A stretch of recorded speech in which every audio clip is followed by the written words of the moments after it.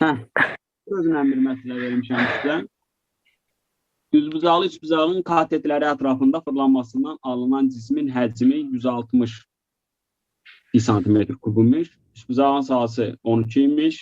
12'dir. Katetləri cəmin tapın. Fırlanmada orada iki tane konus alınır. Danışır. Düzbucaqlı üçbucaqdan danışır. Və düzbucaqlı üçbucağın da katetlərinə görə saha düsturumuz var da onsuz. A vur A vur B bölü bölü 2'ni 12 verib. Onda A vur B nə qədər olur? 24. 24. 24. Katetlərinə görə fırlanmadan danışır. Onda gəlin hələ fırladaq. İki konus alınır orada. Deməli belə fırladırdıq. Düzbucaqlı üçbucağın bir katet ətrafında fırlanmasının alınan cisim nə olurdu? Konus.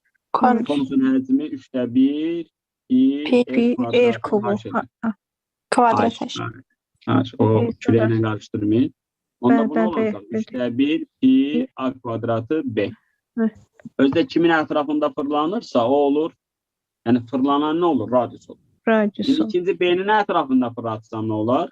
3'də 1 pi B kvadrata. Tərsinə. Elə deyil. İndi Evet. bunların cəmi 3'də 1 pi'ni çölə çıxardıram, AB'ni çölə çıxardıram. A 160 pi'miş. Pi'ler geçse. 4 gelir Pi'lər orada. getdi. AB'nin yerinə 24 qoysaq burada. 24 bak fikir verin. 160'dan da 24'e Sekiz. kısar abi. 50. Onda A plus B nə qədər olur? 20. 20. 20. Gördünüz? Bəli. Düzbucaqlı üçbucağın bir katet ətrafında fırlanmasından alınan cismə nə deyirdilər? Konus. Konus. deyirdilər.